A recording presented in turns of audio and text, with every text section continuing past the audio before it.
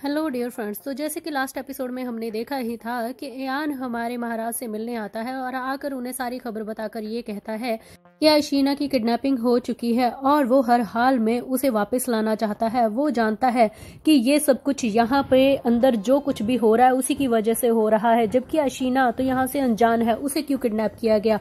इसलिए वो कहता है कि कुछ भी हो जाए, आपके ये यहाँ का जो भी मैटर चल रहा है इसे जैसे भी आपने सॉल्व करना है वो आप कीजिए। मैं इन सब चीजों में दखल अंदाजी नहीं करता, मगर मुझे मेरी भतीजी चाहिए। और ये सारी बातें सुन के हमारे राकुन उसे कहते हैं कि ये हमारे राजमहल के अंदर हुई प्रॉब्लम है, इसलिए आपको इन सब चीजों की फिक्र करने की कोई जरूरत नहीं है, हम उसे ढूंढ लेंगे। और तभी फिर वो कहता है कि तो क्या तुम इसकी जिम्मेदारी लेते हो, क्या तुम उसे ढूंढोगे। और तभी हमारे राकुन कहते हैं कि हाँ, उसे ढूंढने मैं खुद जाऊंगा, तुम्हें इस चीज की फिक्र नहीं करनी चाहिए।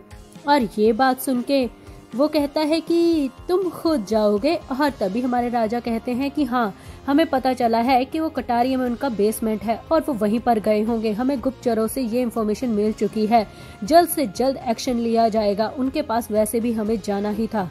तभी एयान कहता है वैसे तो आपके पास बहुत सारी मिलिट्री फोर्स है, तो आप अपने अंडर की एक मिलिट्री फोर्स अपने साथ क्यों नहीं ले जाते, ये आपके लिए सबसे अच्छा रहेगा। और ये बात सुनकर वहाँ के लोग खड़े सामने बोलने लगते हैं और कहते हैं कि तुम होते कौन हो इन सब चीजों में दखल अंदाजी करने वाले, राजमहल के चीजों में तुम्हें दखल अंदाजी नहीं करनी चाहिए, भले ही तुम वहाँ के आए हुए अन्यायी क्यों ना हो। और तभी हमारे राजा कहते हैं कि इन सब बातों का कोई फर्क नहीं पड़ता, वो मेरी बंदी है, इसलिए मैं उसे ढूंढूंगा, तुम्हें फिक्र करने की जरूरत नहीं है, उसे लाने का इंतजाम मैं करूंगा।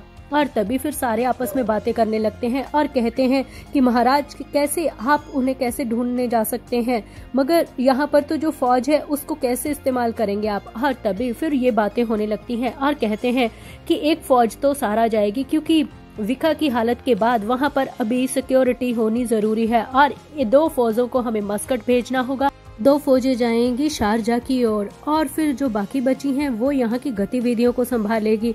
इसके अलावा और कोई भी नहीं बचता। यहाँ पर ये सारी बातें होने के बाद फिर बचती हैं 2, जो कि यहाँ पर संभालने वाली, कामकाज को देखने वाली हर एक बंदे थे, और जो उनके टेमर थे वो तो ऑलरेडी पहुंच ही चुके थे मस्कट की ओर। और ये सारी बातें सुनकर तभी एयान आगे अपना हाथ बढ़ाते हुए कहता है कि ठीक है, अगर ऐसी बात है तो मैं अपनी मिलिट्री फोर्स आपको देने के लिए तैयार हूँ, आप यहाँ भी जाएंगे, आप उन्हें यूज कर सकते हैं, आप अकेले नहीं हैं। और ये बात सुन के कहीं ना कहीं निजान को भी धक्का लगता है कि ये क्या बोल रहा है। और फिर वो कहता है कि सर, आप ये कैसी बातें कर रहे हैं, अगर आप अपने बंदों को इनके साथ भेज देंगे तो आपके साथ कौन रहेगा, आपकी रक्षा कौन करेगा।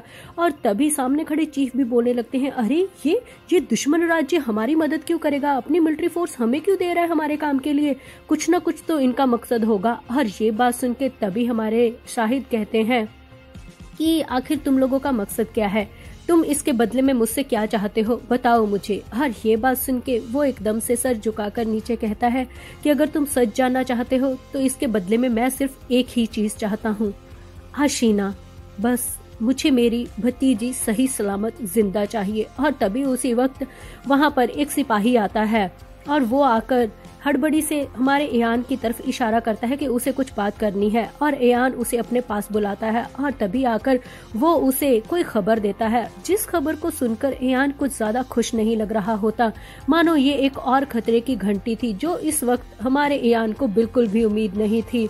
और एकदम से उसका चेहरा उतर जाता है और फिर वो खुद ही मन में सोचना लगता है कि ये चीज भी अभी होनी थी, मतलब इस वक्त कोई और वक्त नहीं मिला। और तभी फिर वो राकुन की तरफ देखने लगता है और कहता है कि ठीक है, तुम अपना काम करना, मैं यहाँ पर नहीं रुक सकता, मैं तुम्हारी मदद नहीं कर सकता, मगर मेरी फोर्स कर सकती है। और तभी हमारे महाराज कहते हैं कुछ हुआ है क्या। और फिर वो सर झुकाकर सिर्फ यही कहता है कि हाँ, कुछ हुआ है, इसलिए मुझे यहाँ से अर्जेंट जाना होगा, अभी के अभी क्रॉमवेल के लिए निकलना होगा। और तभी जाते वक्त फिर वो पलट कर कहता है कि आप अपना वादा याद रखिएगा, आशीना को हर हाल में आप ढूंढ कर लेकर आएंगे और फिर आप उसे मेरे पास भेज दीजिएगा। और दोनों की आंखें टकराती हैं। तभी हमारे महाराज समझ जाते हैं कि कोई तो बड़ी बात है जिसकी वजह से ये इतनी बड़ी चीज को छोड़कर यहाँ से जा रहा है।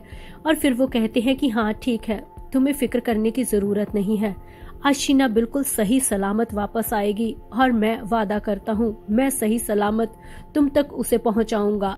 इसके बाद सीधा सीन शिफ्ट होता है बहुत ही अजीब से खंडर की ओर। ये है कटारिया की वो जगह, यहाँ पर हमारी आशीना को कैद कर लिया गया था।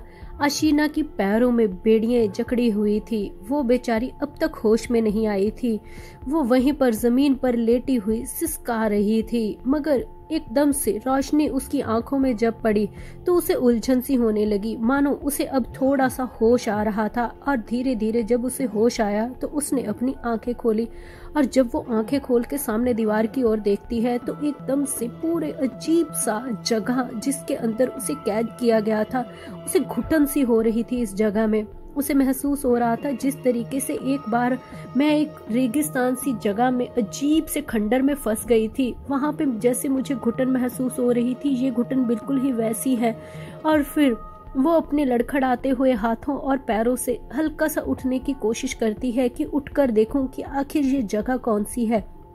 और तभी जब वो सामने की ओर देखने लगती है उसे एक आवाज आती है, आशीना तो तुम उठ गई। और ये आवाज सुन के वो एकदम से चौंक गई, क्योंकि उसके सामने वही मंजर था जिसे वो अब तक अपनी जिंदगी में सबसे ज्यादा नकारना चाहती थी कि ये दिन कभी ना आए। मगर वो दिन आ चुका था, क्योंकि उसके सामने कोई और नहीं वर्मन बैठा था, जो उसे घूर कर देख रहा था, मानो उसी के होश में आने का इंतजार कर रहा हो।